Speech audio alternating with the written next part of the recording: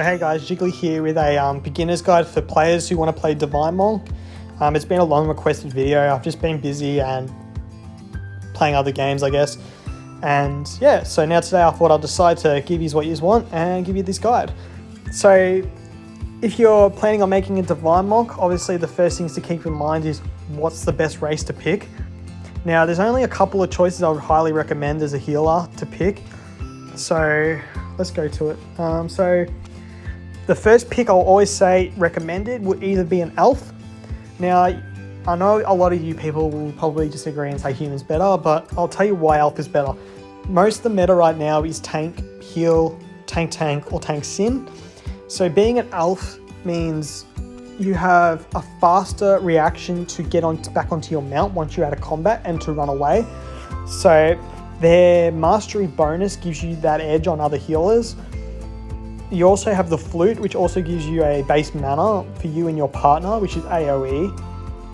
So playing an elf for PvP as a healer, I would always recommend as top. Okay? But yeah, it's mainly just because you can get on your mount faster in arena. So if you're playing as tank heal and you're versing tank heal, you're running usually on your mount. If he gets you off the mount, you run away. If you get away, you're out of combat, get back on the mount. This is the whole reason why elf has that edge. If you play like a human, for instance, you don't have that faster time to get back on the mount, so you're gonna have a hard time against that, I suppose. The elf has no, I'm lying. I think it has human has the parry, I'm pretty sure. Yeah, human has spell crit and parry, and then elf has spell haste, I think. I don't remember. But yeah, elf I still recommend is the best pick for a healer. And second best will probably be the Mendel. The Mendel, because you get the Mendel fruit, and you've also got the dodge. 1% mastery, a bonus. So you can't go wrong with a Mendel. They're also very tiny, and they are a pain in the ass to fucking target in rocks and around pillars and under bridges. They're just a shitful fucking class to target. So you can't go wrong playing as a Mendel heal, and you can't go wrong playing as an elf.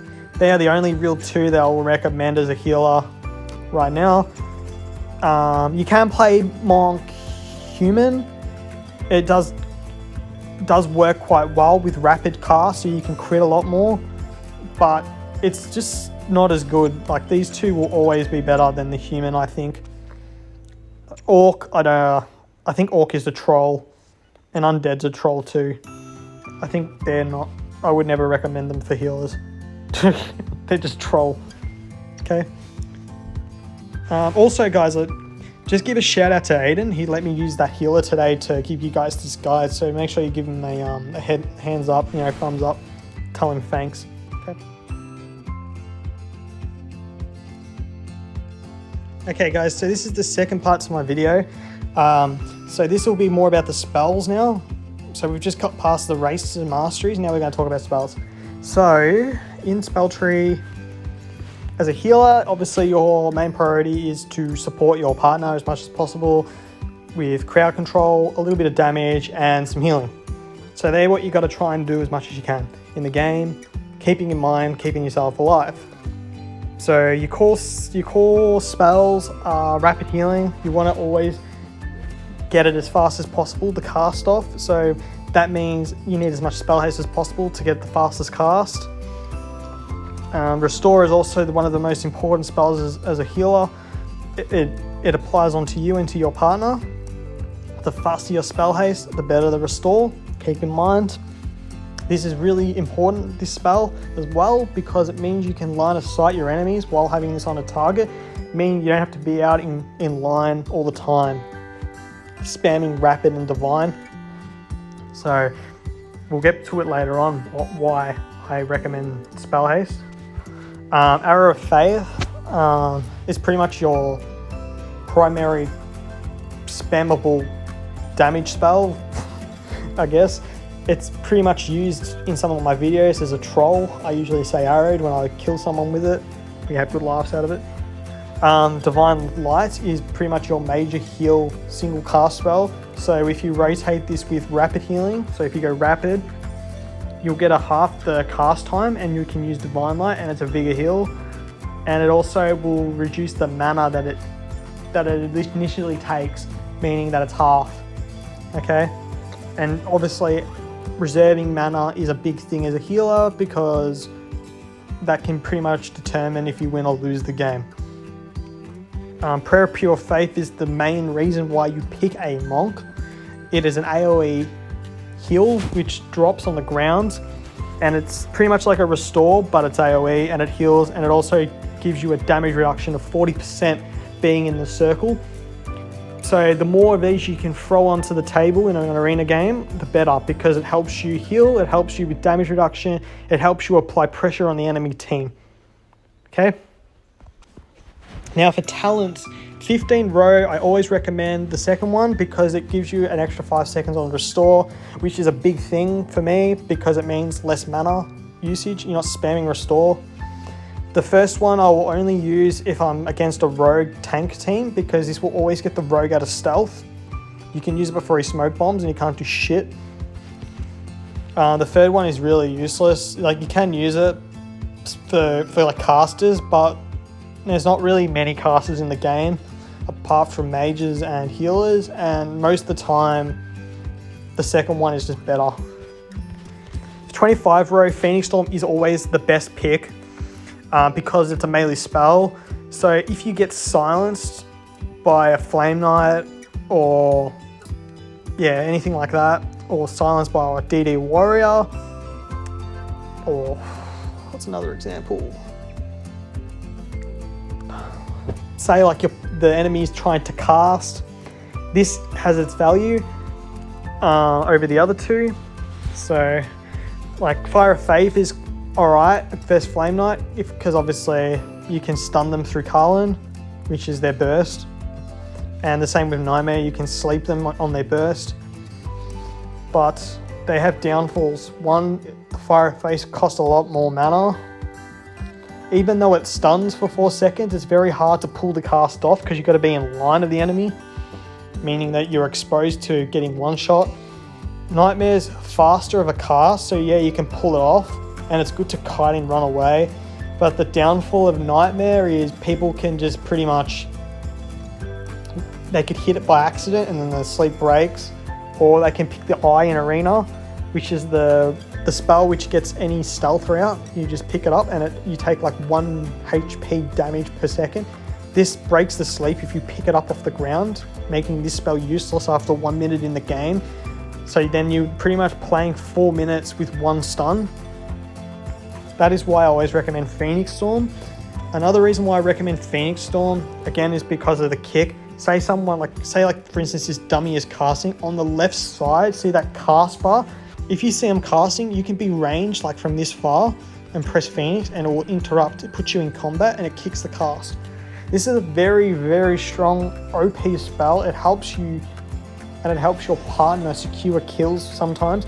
Like if you know they're low, you know they're going to try and heal themselves back up, you can literally just wait for it, be behind the pillar, press Phoenix from range and it'll kick the cast. This is, really strong, and it should have been fixed ages ago, but they haven't fixed it. 35 row, it's always Master of Horror. Don't even worry about the other two. They're more PvE. It's just, you need the stun. So these two always scenic well together. These two scenic well together.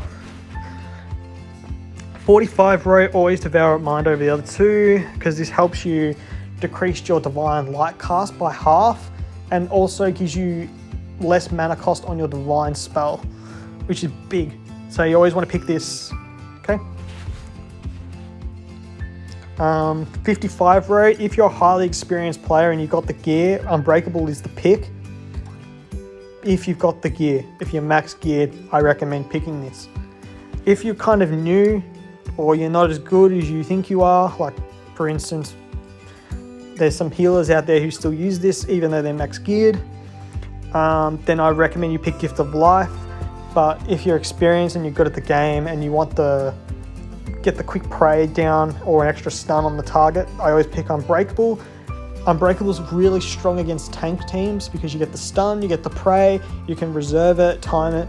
This is every 45 seconds Unbreakable, while this one is every 6 minutes. So you're only going to get Gift of Life one time. This Unbreakable, you'll get it 4 times in a game, which I feel like is a lot more powerful, meaning that you'll get double the amount of praise, double the amount of stuns if you play well. Holy Gift is also quite good, but the downfall with it is, I guess it's not as good as the reset of the stuns and the prey, I guess. Like, yeah, you get immunity, but you got to top yourself back up. At least if you get the reset, you can just drop the prey straight away and then heal yourself back up in damage reduction. And I'd rather 40% damage reduction over 100 haste and immunity for 4 seconds, because the prey is 10 seconds. So you kind of given up 6 seconds for 4 seconds. So that's why I say Unbreakable's better. In the 65 row, if you're playing with a Flame Knight, always pick Realm of Rage. Like, don't ever pick Realm of Freedom because it bugs with Metamorphosis. Plus their Carlin burst has got immunity, meaning that if you were to pick Realm of Freedom, you're pretty much wasting your free will bonus on the Flame Knight. He gets more damage out of Realm of Rage too with his AoE. If you're playing with anything else, like a tank or a marksman or a mage, nearly Realm of Freedom is better because of the CC immunity, which means they cannot be stunned for 10 seconds. And then this also synergies really well with Unbreakable. So if you're getting low, this will pop. You can drop another one. That's 20 seconds worth of immunity. They get to save a free will trinket or a diploma ring. It also puts a lot more pressure on the enemy team. Like, it doesn't look like it at first, but when you're playing with this spell, the Unbreakable with this CC, it's so much pressure because they cannot stun you. I mean, they cannot stun your partner, meaning that you don't have to worry about them ever. You know they're not going to die. And they can put so much pressure on their team and secure kills, I guess, with this scenic of the 2 spells. Divine Cure is like the must pick. If you don't play with this 80%, you're pretty much your game to lose most of the time. The other 2 are kind of more PvE, I guess. I have tried it. Like, I tried PI with Mage. It didn't, like, it doesn't really make that much of a difference. Like, they've already got enough crit and they don't really need any more. It doesn't really secure a kill using PI. Divine Cure, however, is just such a better spell. It's just it costs nothing. It heals instantly. You can be behind a wall, go out, pop it back behind the wall. With a lot of the bursty comps too, they're hitting 30k plus. This spell is pretty much the spell to go FU after they do the crit. So yeah, this is what you want to use all the time, okay?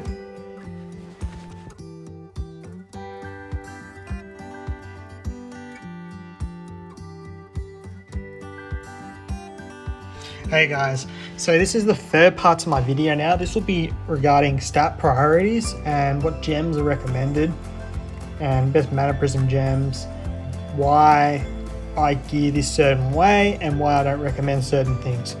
So obviously, as Aiden's here, I'll use this as an example. You're obviously endgame gear. Ideally, this is kind of what you want. I would probably use PvP weapons still over the Rammer Staff, but some people still prefer the Rammer Staff for the heal power. It's a personal choice thing. It's also situational. So like, if I was against a tank, I'd probably use PvP weapons because I want to reduce as much damage as possible because tanks are OP. But like, then if I'm versing, say, a Flame Knight, I can survive the burst a little bit better, but it's more trying to keep my partner alive because of the AoE. So I would use Rammer Staff for that situation. Your gearing is really based on the comp that you play. But I always will say PvP weapons will always be better than the Rammer Staff. Okay. Now, as for stat priorities, it's always been from the dawn of time, stamina, spell haste, and resilience with your lava gem.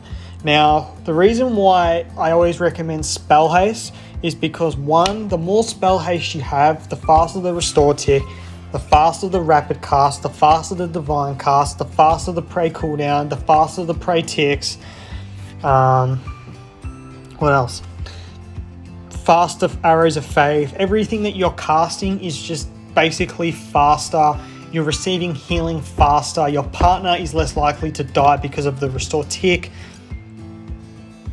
Just spell haste is the way to go. And I know, like, I've spoken to a couple of people from different platforms, including Android. I've noticed some players use tank gems to survive better versus the tank, but in all honesty, it's really not that good. And I'll explain why. When you're using an SSL tank gem, you're getting so much stamina and dodge. First of all, dodge that you get on the gem is really low. It's not really worth the trade-off for some spell haste. And the stamina doesn't really save you. Like, all it takes for a tank is pretty much 2 decent crits in a row and you're dead. Or a good stun lock and you die. So when you're using these tank gems, you have a slower restore on yourself and on your partner.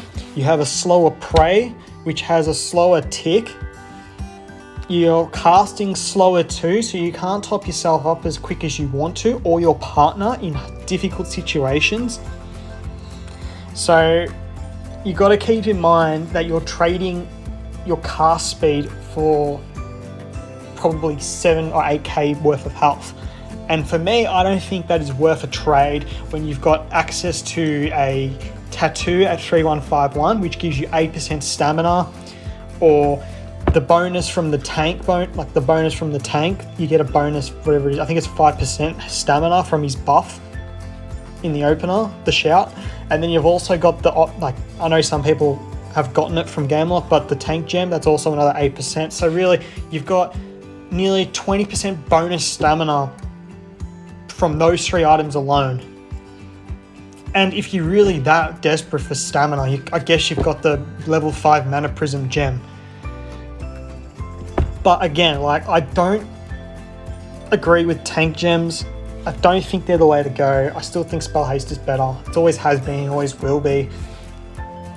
But yeah, alright. So since we've spoken about that, yeah, so ideally you just want to focus on stamina, spell haste, and resilience the whole way through the board. Okay, for all your gear. Diploma rings, I still think are quite good. They can save you sometimes. I only say it because they have the stats that are necessary. Like, you get, where is it? One of them has spell haste, so I guess it's better. I know the PvP ones, they give resilience and healing, but you're losing a lot of spell haste, and ideally you want as much spell haste as possible because that restore tick is what you want and the faster prey. And in mana prisms, so core mana prism, Aiden's got the stamina one, which isn't wrong. Some healers use stamina, obviously, for survivability, and that's fine. But for me, I personally would pick the level 5 resilience, because resilience is damage reduction and makes it so you're more likely to resist the enemy's stuns. Just keep that in mind. And when it's level, and not just that, it's a piece of item which gives you access to free yourself up to use rammer as well. When you're putting resilience there, it kind of makes up for the missing stat on the weapon over the stamina. And again, like, the less health you have, the higher your resilience goes up. Like, you'll notice, like, on my S2 healer, I've got lower stamina, but I'm surviving a lot better. And it's because my stamina is, it's because my stamina is lower and my resilience is higher. Because my resilience on that is like 56. And it goes, so for every 8%, it's about 1.2%. That's how much the damage reduction comes into play. So for every 8%, it's really 1.2. So for 55, I think it's like 10 to 12% from your health. Okay, and then so we'll go from there. So yeah, ideally for core mana prism, I would use resilience, and then for auxiliary, again, this isn't wrong, you can use heal power, but I recommend spell haste level 5, because again, I want the faster prey, the faster restore tick, the faster cast. Okay, and the other main reason why I think spell haste should be there instead of heal power is because the more spell haste you have, the more you will pull off this lava gem proc. And your lava gem proc is this one here, and that gives you mana regeneration, bonus healing power, okay? So the more you can get that off, the better. And that's why you'll notice, like, you're looking at all the DD warriors now, they're all using full haste gem, and it's purely just to get the proc off. It's not so much, and it's for damage, wide damage, but they're using it so they can get as much proc off, much damage as possible. But yeah, as a healer point of view though, I still think spell haste is still better for that reason. As for gearing, you really need S4 trinket, which is this one, the immunity to control effects. That can help you a lot to avoid getting Master of Horror stun. Agjit Cross, it gives you a full bar of mana. It prevents you from buying a blue pot. It just means you got access to a green pot for your health, and then you've got the blue pot for the cross. So I always recommend those two. If you want to play smart, like against Flame Knights, you can use the Dooms, 2 pieces of Doom set. You still get the wisdom, the 150 wisdom off the bonus. So for 2 set, you get 280 wisdom. But the reason why I say shoulders and pans is because they give spell haste. Yeah, so the more spell haste, obviously the faster the prey. That means it will be the same time as the burst of the Flame Knight. Every time you see Carlin pop up on a Flame Knight, you just drop the prey, run to your prey. You always want to put the prey away from his AoE, not on his AoE. So then you've got somewhere to run to where he can't stack from his flame vulnerability. And you can just literally just spam cast yourself back up because you've got enough haste and your restore's quick enough to avoid dying by standing. Okay. What else? Yeah, so ideally, like, if you're a full set PvP gear, my old healer was 62% resilience with full set, the way I've told you. But if you want to play at 55 to 58, it's fine. But when you verse double tank or tank heal, you'll have a very hard time surviving. So again, it's your call. It depends what you're trying to prioritize more into. But I think survivability is a lot more important than, that additional stamina. Yeah, stamina is somewhat survivability, but when it comes to arena, it's a lot more about how much resist you can get into the play, how much damage can you reduce on yourself. Okay, so just keep them in mind when you're gearing your toon. And yeah, I hope this video has helped you in some way. If it hasn't helped you, it's fine. It's just my view of my play. Like, this is how I play, this is what I look for in my class, and this is how I gem myself if I was to play a healer. But yeah, if you liked the video, please like and comment and subscribe. If you've got questions, feel free to answer. Obviously, there's other healers in the game who are high rank as well. They'll probably answer the questions for you as well. Yeah, I don't really brag about being rank 1 in whatever season it was. I don't really care anymore. I just do this for fun, so because the game is dead. There's no real skill in the game anymore, but it doesn't hurt to put the right stats on your gear, I suppose. So yeah, thanks for watching. Okay, peace.